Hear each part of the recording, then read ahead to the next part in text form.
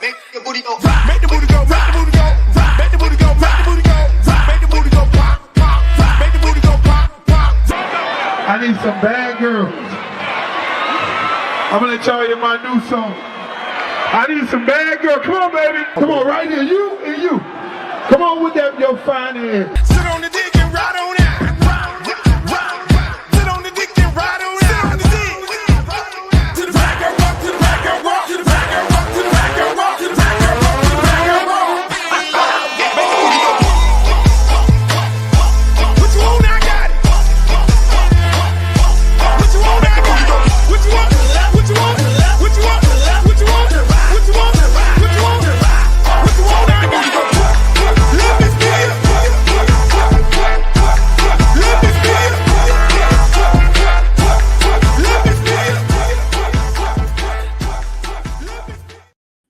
Yo, what up, y'all? Welcome to another edition of yours truly, Uncle Luke's show. We are live right now. We are live right now. And you get to see yours truly, Uncle Luke, in the flesh. We are going to do it big. You know, I have to record these shows at least 3 times a week. Monday. It's Monday right now. We do Monday, Wednesday, and Friday because we got to give y'all the good shit. We can't be on here every day. Monday, Wednesday, and Friday, people. It's a lot of things to talk about. I got a lot of shit to talk about. But first of all, before I even go any further, I want to welcome you guys to the Uncle Luke Show podcast, brought to you by no other than LukeRecord.com, where y'all can go online, get all of your merchandise. That's what it's all about. Go get all your Luke gear, get your Luke hats. You see this beautiful hat I got on right now. That thing dope. It's got motion, like the young people say. But I'd like to welcome you guys. Hopefully y'all had a great weekend. I had a great weekend. I am tired as fuck. I lost another game. I'm gonna get my team right. I'm gonna get my Miami Edison Red Raiders right. You know, you go through, and the thing about that, people don't understand that we all go through adversity. You know, I'm a firm believer of the man upstairs in all situations, and you go through things to make you better as a person and as a team, as a group. And you wonder why. You say, God, why are you doing this? And why are you so close? And why? Because at the end of the day, I always sit back and be like, man, what the man upstairs doing? What you really doing? What you really saying to me right now? What's happening? And I do know through all difficult times that it's all done for a reason. It's all done for a reason. So you go through adversity and you ask God, why, what are you doing? And come to find out, you know, I'm preaching today. Shouts out to my girl Tangela Sears. And you wonder why. And I always say, I learned a long time ago, man. I'm gonna tell you this here. I'll tell y'all a little story, and I don't even tell this story a lot. My ex, when my son was born, it was told that she couldn't have kids. And it was one time it was a situation, something happened, and then it was like, okay, well, that's what it is. And then he came. We didn't even expect him to come. All of a sudden, we got this boy. And so I always look at my son, and most people, like, he's God sent. And that made me be a firm believer of God. And just, you know, because I always I'm like everybody else, we always question. And then I learned that you just got to be patient and let the man work. And I always say, well, what are you doing? What are we doing right now? I be talking to the man. Most of the time it's adverse situations, or even when it's a good time. Man, You're getting these blessings and where the blessings are coming from and why you getting the blessings. You know what I'm saying? So what most people and that's why I tell people all the time, you say you have faith. You really have faith? If you do have faith, why are you questioning the man? If you really have faith, why are you questioning what he does? So he could take things out of my life, he could bring things in my life, and he could put me in an adverse situation, no matter what it is in life, and I always know it's a bigger picture. Maybe we've lost a couple games, tough games, because you're trying to build characters. Maybe they're rooting out some of the evil from around you or helping you identify some of the evil around you. People lose loved ones in life and they sit there and it's amazing. That's why I love that man. Anybody could question me about God, but I didn't want to get off into the God thing with y'all. Hey, shouts out to my girl D. I see you up at late night, D. D, I know it's gonna be a tough day tomorrow, so I gotta do this right now tonight. And I do have a link if you're ready to come on here and chop it up with me, because this was a very, very entertaining sports day today. By all means necessary. It was bananas. And I got a lot of stuff to talk about.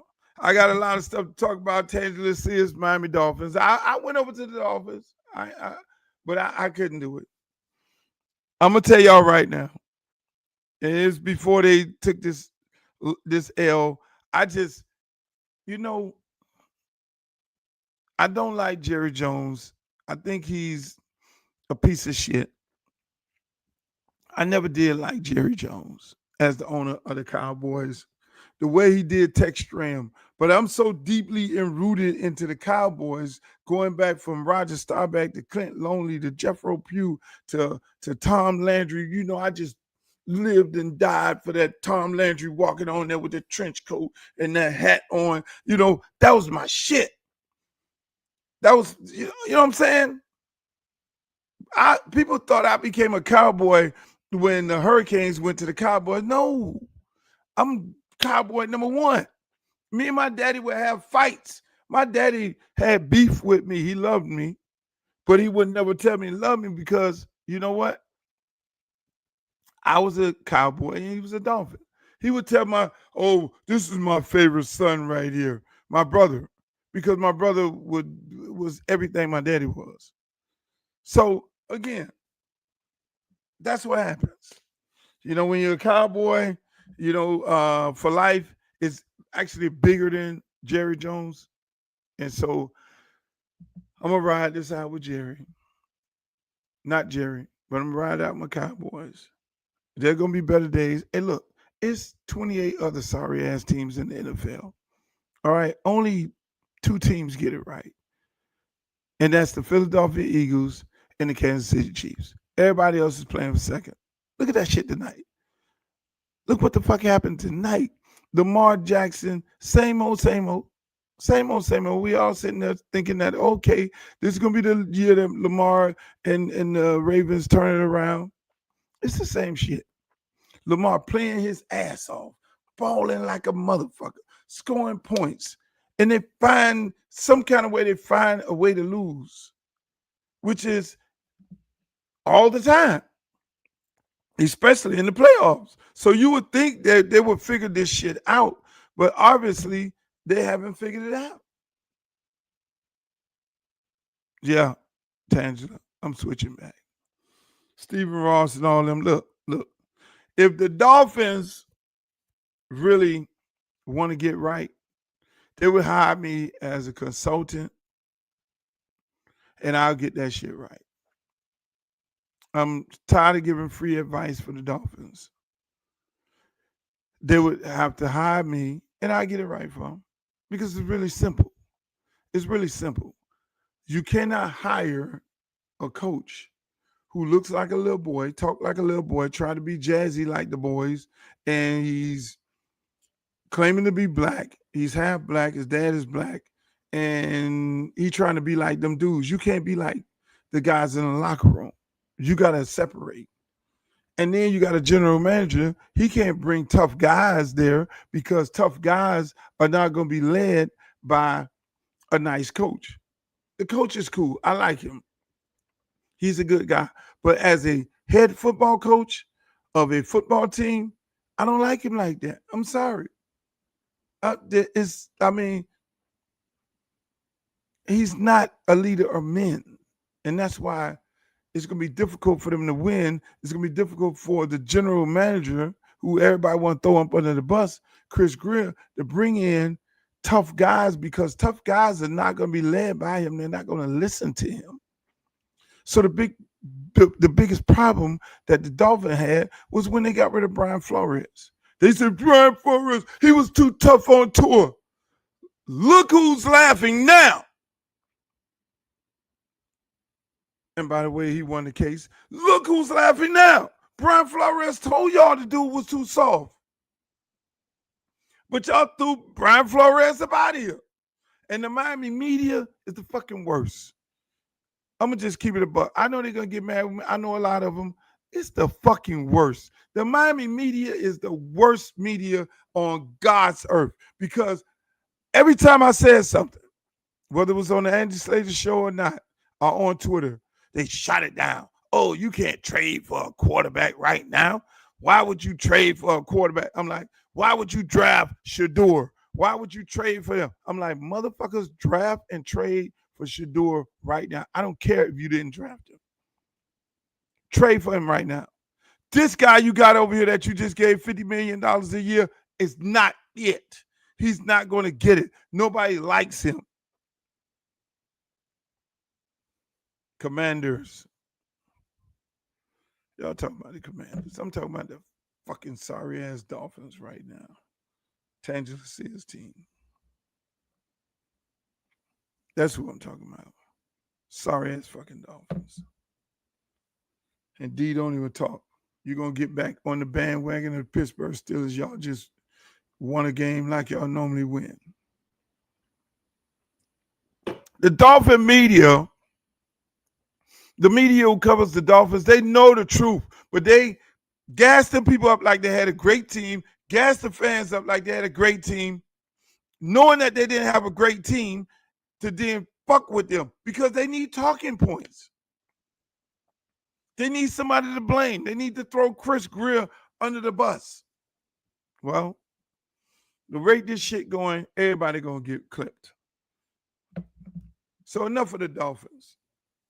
Let's talk about this team. It's all about the you. It's all about the you. You say it.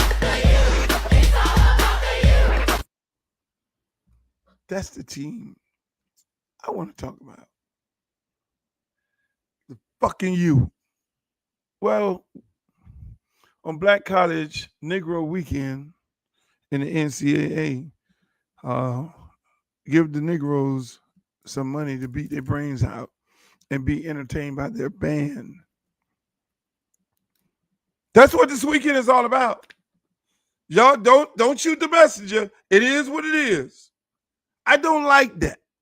I don't like these white schools bringing in the black schools, beating their brains out. They don't have the facilities. They don't have the strength and conditioning program. They don't have the nutrition. They don't have none of that. The little old black kids running around getting the head beat off and the points scored 77 nothing and all kind of craziness like that. And then meanwhile, the black band is going on the field entertaining 80,000 white people. And they pay for that shit.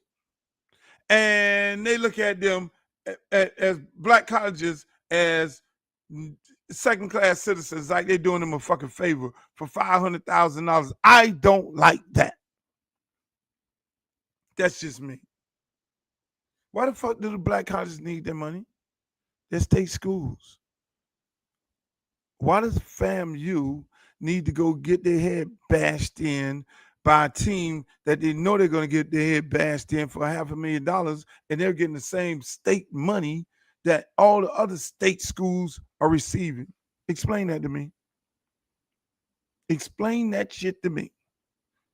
Why all these other state schools, state black college schools that are get state funding need to go and get their head bashed in by the white school so that they can feel superior.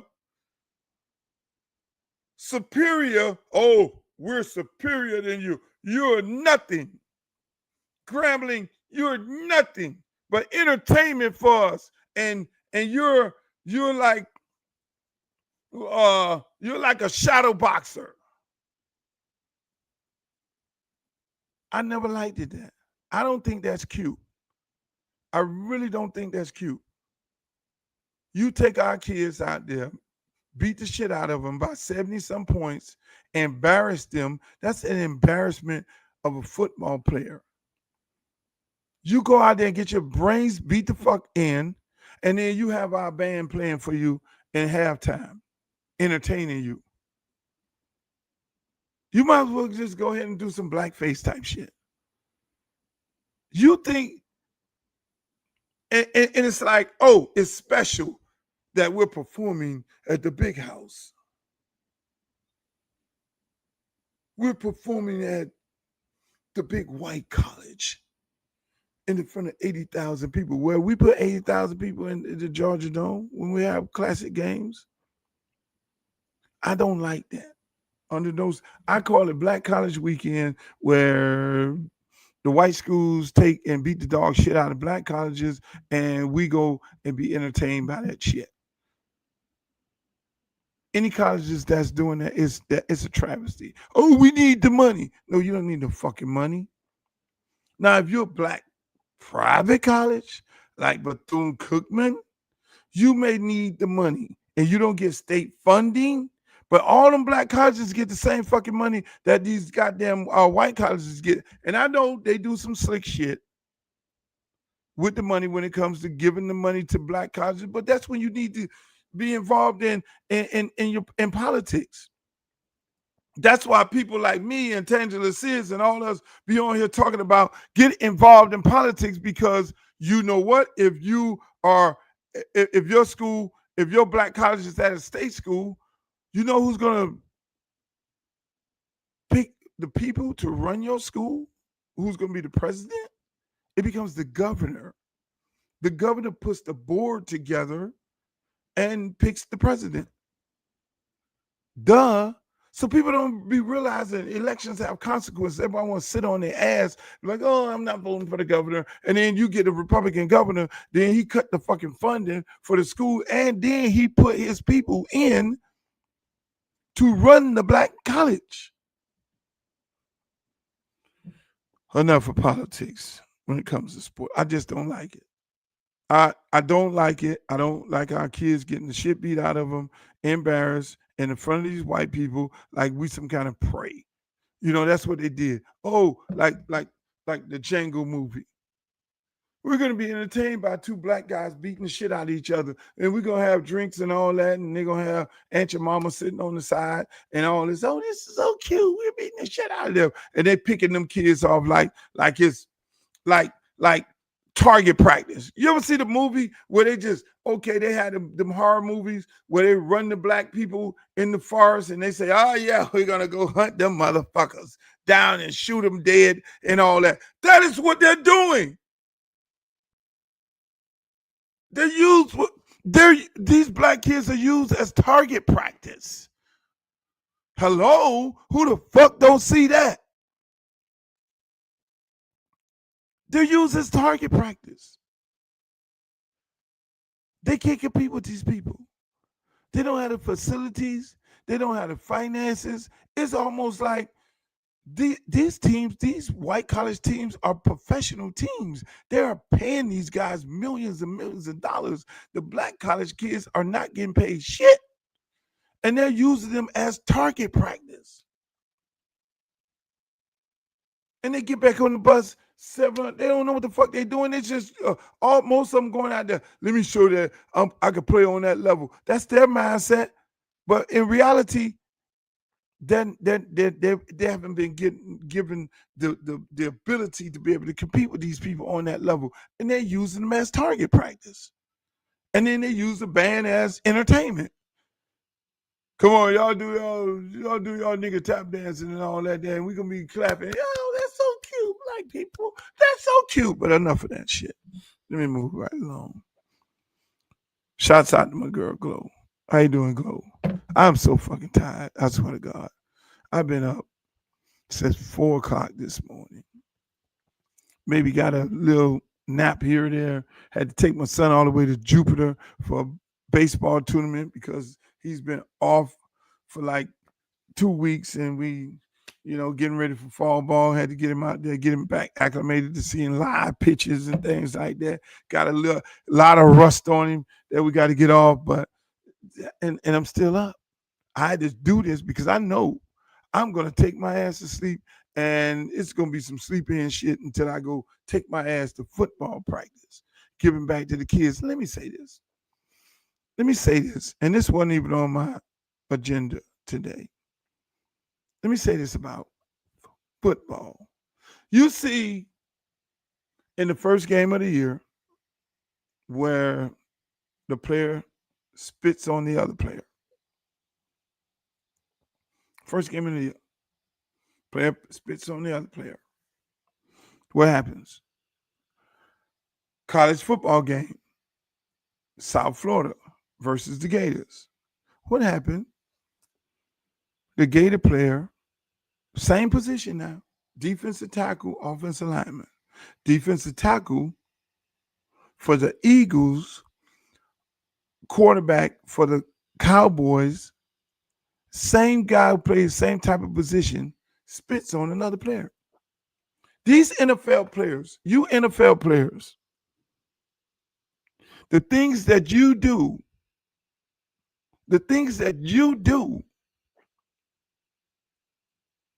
is passed down to these young people. If you do it, they think it's cute for them to do it. That's why 1 or 2 days later, you got a goddamn college student spitting on another guy in the middle of a football game. Make that make sense. If you could only imagine, I get paid no money, 13 cents a day. And my 13 cents a day is given back in so many ways. Gas. Every day, I deal with a player on my team, and I hear stories from other coaches in the same business. We're dealing with players who act out. The parents and the family members act out in the same way that these NFL players act out. But I don't have no tolerance level. I tell you, get the hell off the team. I don't care who you are. So I say to all you NFL guys who conduct yourself the way y'all conduct yourself, y'all are affecting these young people, and these young people don't have what y'all have. They don't have the money that you have right now. You're affecting them because they conduct themselves like this right now. They're going to not have the same opportunity that you have because you didn't conduct yourself like this. You just did this. Once you start getting money, once you got a platform, now you start acting like a motherfucking jungle bunny. That's what you did, because along that road, you didn't do that. You're not giving these kids an opportunity to get where you're at because you're displaying some bullshit. And I'm gonna say that to all these guys out there in the NFL who's doing this dumb shit. You need to be ashamed of yourself because you're affecting these young people. Because people like me and other hardcore coaches, what we're going to do is the following. We're going to kick your ass off the team. Because when you do it 1 or 2 times and you get out of hand, or you get all sassy, or you get all belligerent, You got to go. So then 9 times 10, you're going to go to the streets. And then when a college coach call up and say, Luther, tell me about this guy. Why do you kick him off the team? Luther, tell me about the character of this person. I'm not going to say anything bad, but you know what? I ain't going to say nothing at all. Because one thing about me, I'm not going to lie. Because what a lot of these young people fail to realize is this. If I lie and say that you're something that you're not, why would the coach come back to get another player from me if I didn't tell him the truth about that player? And that's why I tell my coaches. I had a coach last year, Tangela, because he didn't discipline his players. I told him, I don't need you because you're not a leader of men. You're going to find this real funny. I said, you're not the leader of men. And I need these young men to get real leadership from us as grown men. These kids are talking to you any kind of way. You're sitting up there taking it. You're sitting up there rewarding them. You're not punishing them. They're going to, what you allowing to happen, they're going to say some shit like that to a grown man in the street. And you know what's going to end up happening? It's going to be bad. Or what they're going to do is go to somebody college and they're going to say the same shit that they said to you. They're going to say that to somebody in college and they're going to get sent home and just the show a shit stink. So I tell them, you got to go. The person over me, I ain't going to call no name. He then comes and tell me, no, coach, you got to keep him. I'm like, so what are we doing? No, coach, you got to keep him. I leave the guy on this. I then let the guy come. You the boss. Let the guy come back. You know what happened? The same kid that disrespected him went to college. And I got a call maybe 3 weeks ago. Oh, he got kicked out. Because he cussed the strength coach out and he was smoking. Either you're coaching or you're allowing it to happen. So did that grown man teach this young man that there are consequences while you have them under your tutelage? Kid gets kicked out. Auntie calling me, Luke. I say, no, you need to call that coach who y'all came in the office and fought for. You need to call him to put his name on your nephew, grandson, or whatever it may be. And that's how this shit works. That's why I'm always going to be a leader of young men. I'm going to teach them the right way. Because this is a cruel world, especially for our young black men. They can like me and they don't like me. I will lose every game, but I would not lose my integrity. I would not swallow my whistle. I would not be the leader of young men and allowing them to do things detrimental to themselves in the long run, like the idiotic shit that these grown-ups be doing. And speaking of grown-ups, my God, I was talking about this Shannon Sharpe, Ray Lewis thing last week, and it's still going on. I'm telling you again, Ray Lewis, Shannon Sharpe, you can come on here and we can have a conversation. I'll mediate the shit, but I need you brothers to squash the beef. I need y'all to squash the beef. I need y'all to stop this shit. Because it don't make no sense. I need you to stop the bullshit. And it's, for some of you people who've been living up under a rock, this is kind of summed up of what the hell is going on with Trial Shannon court Sharp case. and Ray So Lewis. Ray's claiming that he doesn't really like the road that Shannon's going down, and that he only became popular because he's sitting there talking about ignorance and gossip, and that he's losing himself because he's starting to drink. But that's not it. Back in 2016, Ray Lewis claimed that he would never take a knee during the national anthem. I had uncles, I got brothers who walked out of my house going into the military that said, I will never see you again. To understand that, I will always respect that part of what our patriotism should be. Well, apparently he changed his mind, because not only did he take one knee, he took both knees. So Shannon called him out on it. He went on a sports show, Undisputed, and talked about the whole thing, which, by the way, has millions of people viewing every day at 9 a.m. I'm very disappointed in one of my very best friends, Ray Lewis. Ray Lewis sat in that chair right there and said that he could never kneel. He could never not stand for the national anthem, because so many people died, and he had family members to fight for this country. The opportunity and the flag means so much to him. Yeah. And he kneeled. Not on one knee, on both knees. So what were you kneeling for? You kneeled, you showed solidarity because of what President Trump said?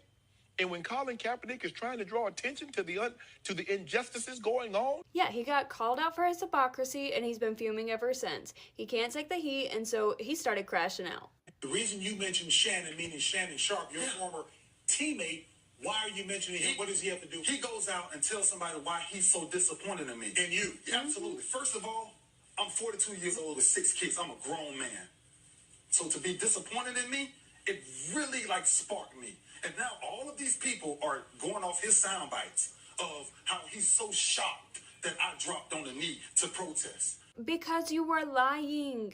And he has never let it go. Now, after 7 years, he has this to say. So I kind of started to watch him, and then we kind of went our own separate ways, because I'm like, you're going to take that route. I can't go that route. Never can go that route. And that route is to become so worldly that you become popular because you're talking about ignorance, right? A lot of times, a lot of these gossip conversations that they're having and bringing up all this stuff, I'm not going to do that to nobody. I'm not in the business for that. I'm in life to try to teach people what does it mean to be a better man or get back to the kingdom. So wait, he's now in the business of just trying to teach people how to be better and trying to lead people back to the kingdom as he's sitting here gossiping. He literally said that Shannon, he doesn't like that he's doing all this, and that he only became popular because he's gossiping. Yet he's sitting here talking smack the entire time. It's giving holier than thou. So is Ray crashing out, or has Shannon actually changed?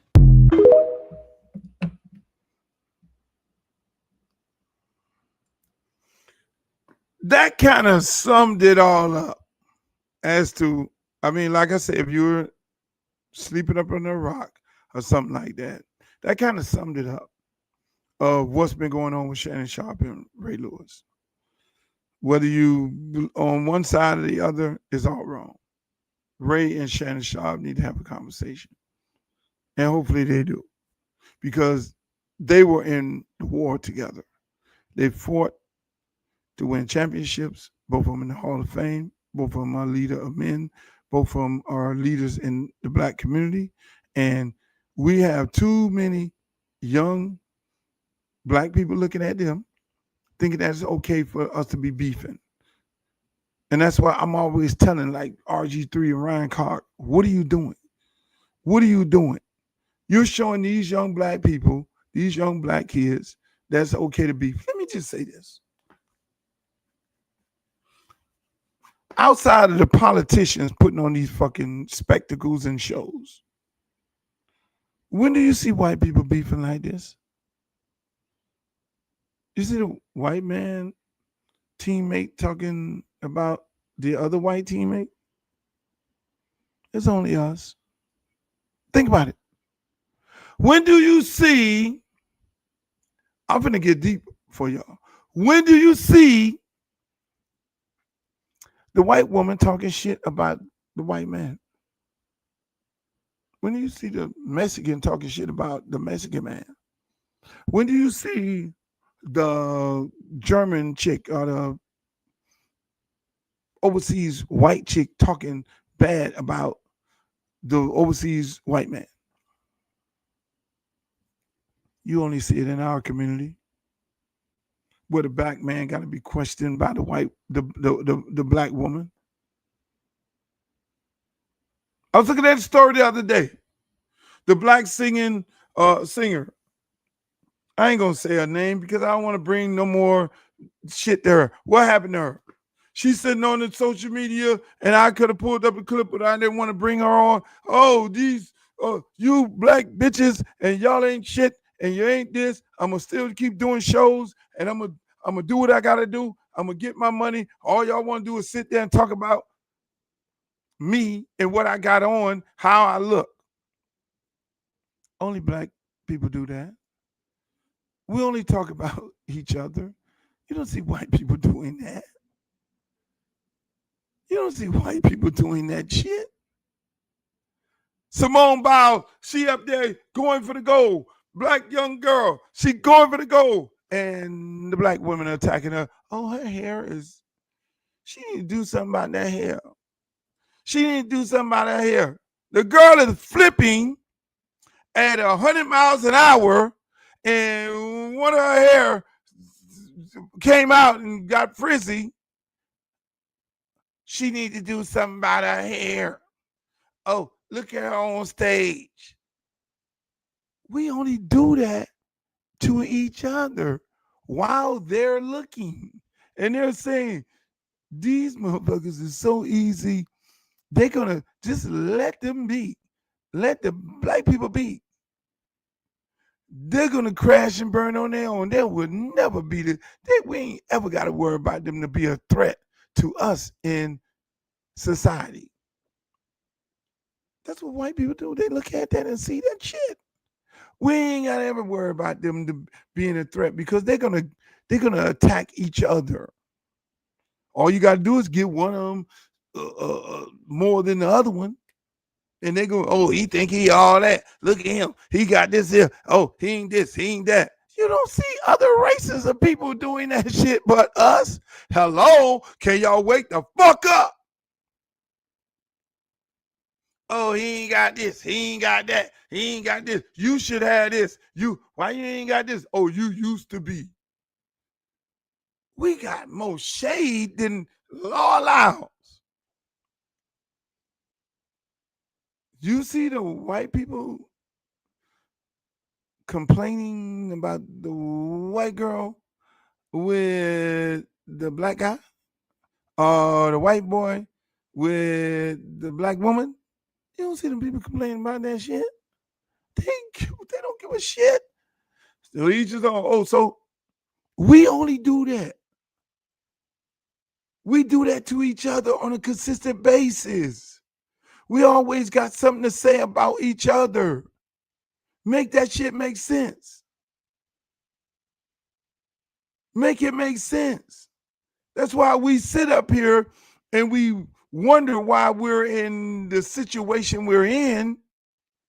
We don't get it. We go work for a black person. It's two things. I was having a conversation with my friend the other day. I was like, I'm old enough to know. I said it's two situations. Black people work for black person. Black people work for white person. A black person works with a white person. The white person that a black person works with, he's eventually going to try to steal your shit. I can do a whole lot of name calling. The black person who works with the black person, we're going to eventually try to overthrow the government and hijack your ideals. We're going to try to tear what you built down. And if one of us is working so hard for the black ownership, then the other black people within the organization is going to be like, oh, you kissing his ass. You kissing his ass. Look at it. You kissing his ass. But meanwhile, if the person was a white person, they would never say that. A black person would never say you kissing the white man ass because you're doing such a great job, but we'll do that if a black person owned a company. Another example of us tearing each other down on a consistent basis, and they watch it. They look at it. We broadcast it live. Just get these niggas, just put some money on the table and watch the motherfuckers start killing each other and killing each other off. Give one of them a Cadillac. He gonna then the other one gonna talk about it, and that's gonna be the biggest distraction of the world. And we then go hijack and take over their community.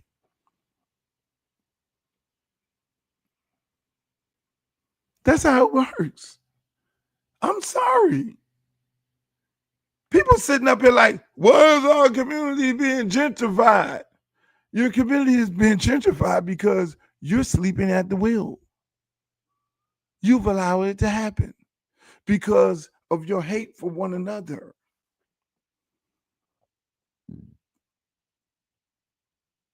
All of a sudden you hear Trump talking about barbecue and a bounty and putting them in jail in Haiti and Venezuela, and we blowing up boats in Venezuela. We sending ships over there to Venezuela. You know what Venezuela got? Venezuela got a lot of oil. You know what Haiti got? A lot of gold and a lot of minerals. Hello? But one thing about Haiti, you're going to have to commit genocide over there because they're going to fight. They beat the French. So all these money grabs going on around here, I'm just saying. But when we get in power, we don't do a money grab for us. All black people right now in America should be multimillionaires when Obama was the president. It didn't happen because as soon as we get the power, we say, oh, I'm not the president for the black people. I'm president for all the people. Meanwhile, when they get in the office, they make sure their people get big money. I ain't mad at Trump. They say, oh, how much money Trump family is making. I'm not mad at Trump. I ain't mad, and all his homeboys and everybody who died with him. That's how the shit goes.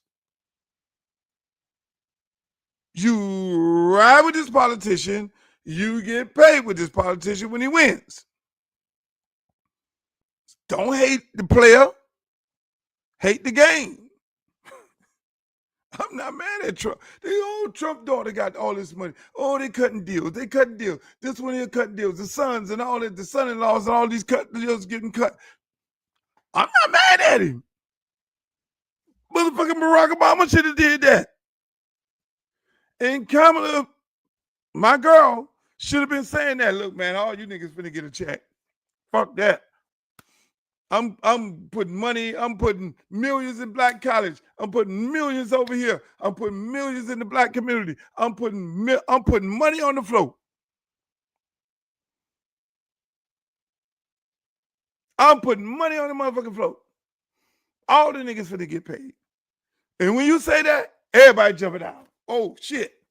Now, fuck all these constructions going on in these black communities, all this here. Hey, look here, man. Y'all got access to the money. I'm going to open up the bank. That's what Trump doing. All the black hoods and all that, y'all ain't got to pay no motherfucking taxes. Y'all going to get, we going to open up the federal bank, and y'all can go and apply for loans, and I don't give a fuck what your credit score is. If you're American, you're going to get paid. Open up a business. Give us the documentation. We putting money on the streets. They did it with COVID. You let me run for president? I'm saying exactly that. If I run for governor of the state of Florida, I'm saying exactly that. I am not going to sugarcoat it. No, I'm going to put money on the streets for all black people. And white people, don't be mad at me. And whatever is left, I'm going to give y'all some bread too. But we finna put money on the street. Everybody finna get paid. But my people going to get paid first. Because my people been oppressed and my people been suppressed in every kind of which way you could only imagine. No, we're going to go and we're going to look at the numbers and we're going to find this money and we're going to put this money back in the black community because y'all have robbed us all these fucking years. Hello? Trump did it, doing it right now. I'm just saying. But we don't do that. We get in the office and we say we're for all the people. Right now, half of these jackasses, speaking of politics, is in the state of Florida. Everybody running around calling me up talking about support a Republican. I ain't supporting no motherfucking Republican doing nothing just cause they black. No, it's not happening. I will run for governor before that shit happens. I'm not doing that. Don't call me up with that bullshit. I'm not interested. I'm sorry. Don't sign me up for that. Speaking of sign me up, y'all heard about the grandmother who orchestrated the murder of her son-in-law? Y'all heard about that? I'm looking at that online. I'm like, this shit is amazing. Why haven't I heard about this? This lady was running around for about 11 years after murdering her, orchestrating the whole thing, the whole family, the people in her family, they all conspiring, and they killed the son-in-law because they wanted the grandkids. What the fuck? They got murderers and shit. People on there talking about this, like, I killed him for $35,000, and my homeboy got $45,000, and grandma was the one. We talked to this one, and then they talked to that one, and grandma was orchestrating the whole shit, and they locked grandma up. This shit is crazy. What is this world coming to? Grandmothers are fucking killing son-in-laws for the kids. This is bananas. I can't make this shit up. I can't make it up. And the judge, and this happened in Tallahassee, Florida. What the fuck? I'm like, because the mother or something was moving the kids here to South Florida, you couldn't get your happy ass in the car and come visit the grandkids, and you gotta kill the goddamn man. I heard it all. I fucking heard it all.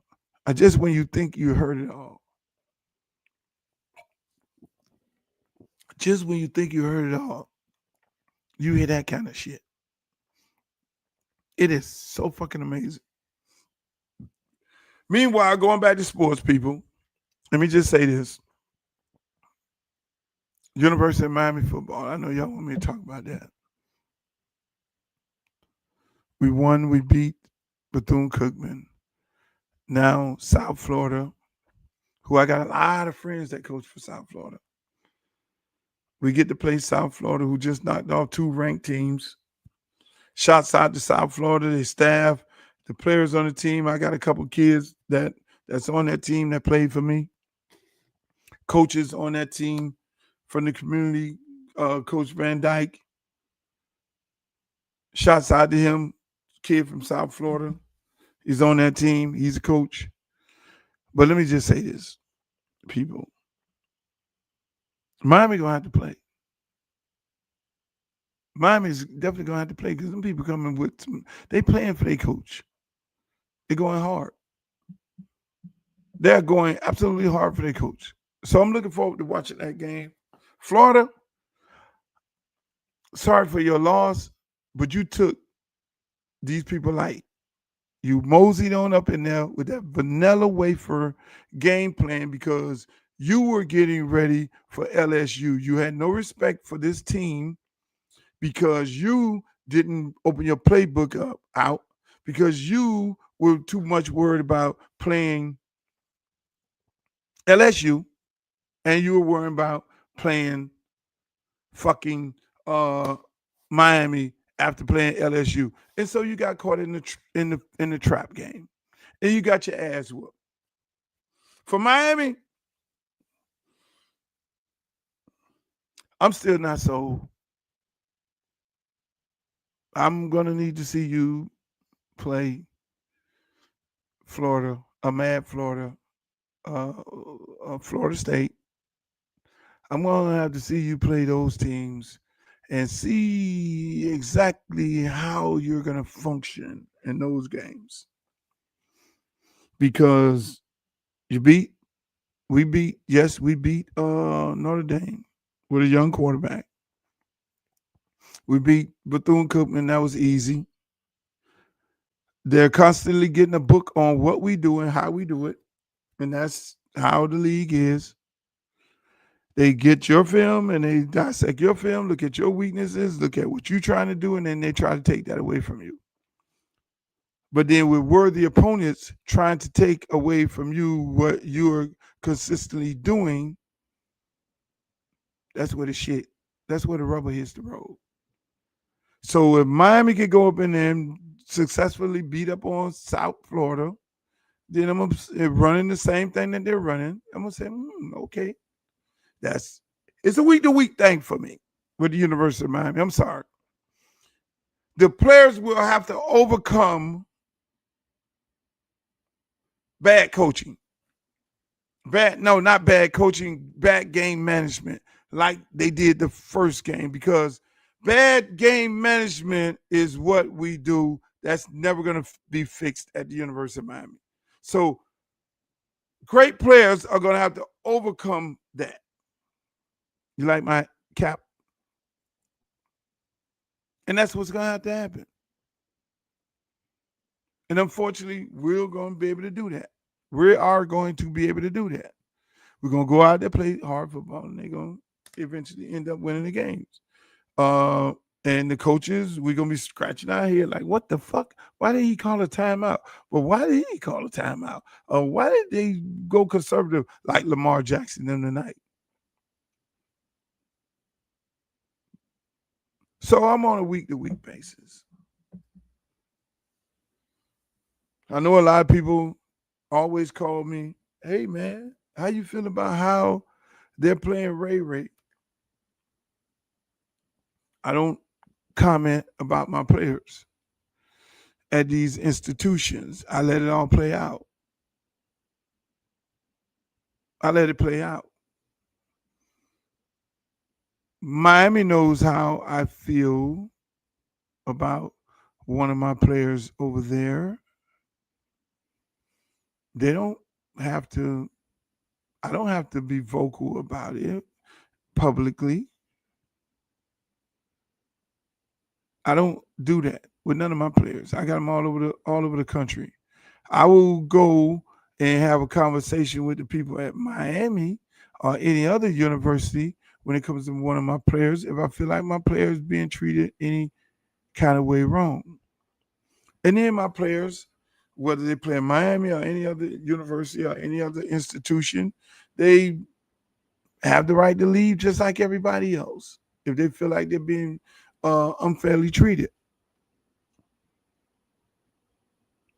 And so that's their decisions. So at the end of the day, I don't get into that. If one of my players asks me to intervene, I will.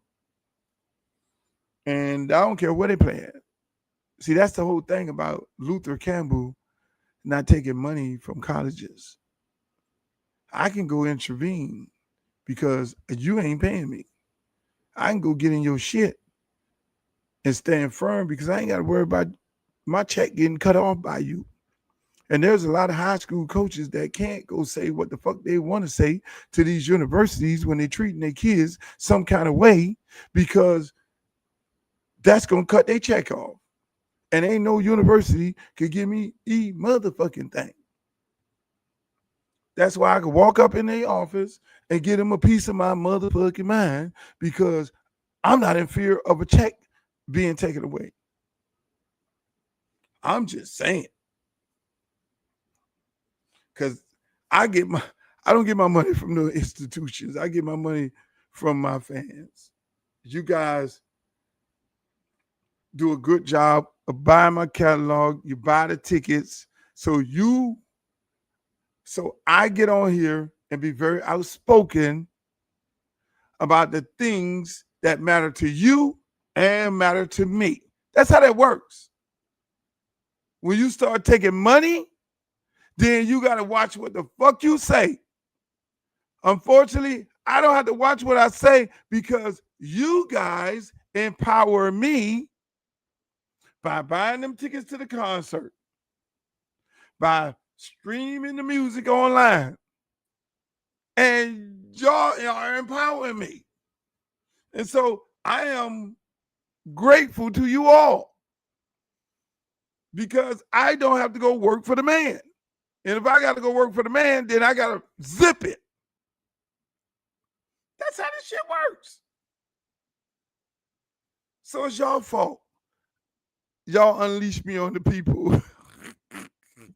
It's y'all fucking fault. Because y'all keep buying all this shit and y'all keep paying for these shows and y'all doing, y'all make me, hey. But that's what my job is. I speak for you all. I speak for the silent majority. That's who I speak for, the silent majority. Tanja says, take your ass to sleep.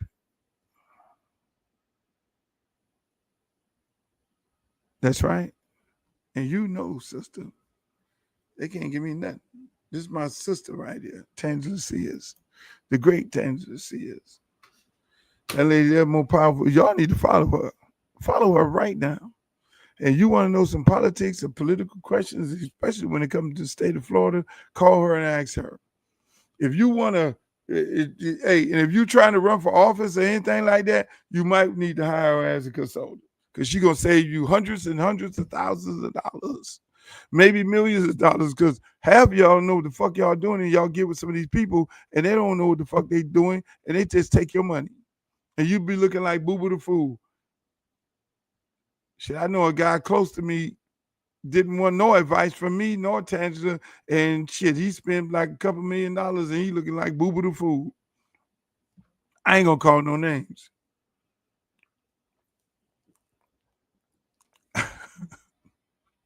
I know Tangela like this motherfucker is going crazy right now. But ladies and gentlemen, I want to thank you all for being a part of the show tonight. I had a beautiful time. I'll see you guys on Wednesday. Same bat time, same bat station. I love you all. Check out the rebroadcasts of this show. And again, have a beautiful and blessed week. Shouts out to Glow. Shouts out to Tangela Sears. Shouts out to everybody that's live over here on this podcast. And man, you got to remember, reach one, teach one. Reach one, teach one. That's all you need to do is teach one. So all you need to do is reach one. And that's life. I love you all. Have a good night. Peace. Pull out the stick, come shoot that. Booty poke out like a book bag. Booty poke out like a book bag. Pull over ass too fast. Come wish you gonna bring that Uncle Lou bag.